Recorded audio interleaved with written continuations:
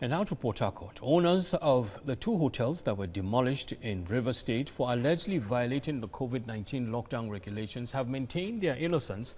They want to seek redress in court, just as the state government insists that its action was backed by law. Our correspondent, Uche Okoro, files in this report. The demolition of two hotels in Eleme local government area has, amongst other issues since the outbreak of coronavirus pandemic, attracted divergent views in Rivers State. Critics argue that it was an abuse of power, while others say the action of the state government was carried out within the precincts of the law.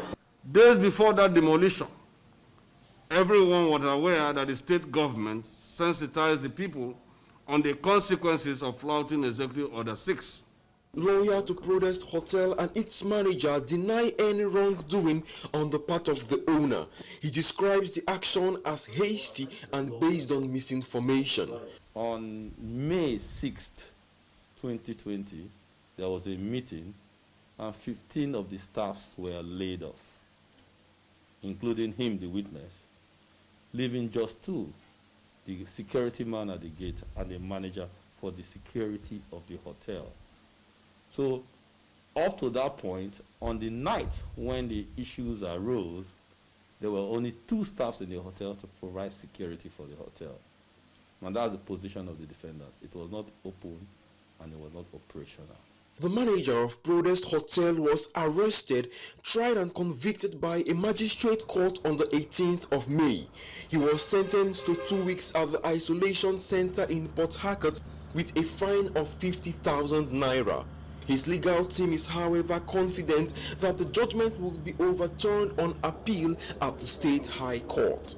You cannot proceed to deliver judgment without, when the defendant is insisting on legal representation. You can't do that. Two, you cannot put a man through criminal trial without supplying a man with materials for which he will provide his defense. This is a constitutional provision. Owner of the second hotel is still struggling to come to terms with the reality as youths in the area clear the rubble of what used to be the source of livelihood for him and those he employed. He would not speak on camera to share his side of the story or explain the circumstances surrounding his exemption from detention and prosecution. The state government says primary schools will now be built on the affected sites, even though it remains unclear if and when the governor would match those words with action, as no timelines have been given for the promised construction. Uche Okoro, TVC News, on air.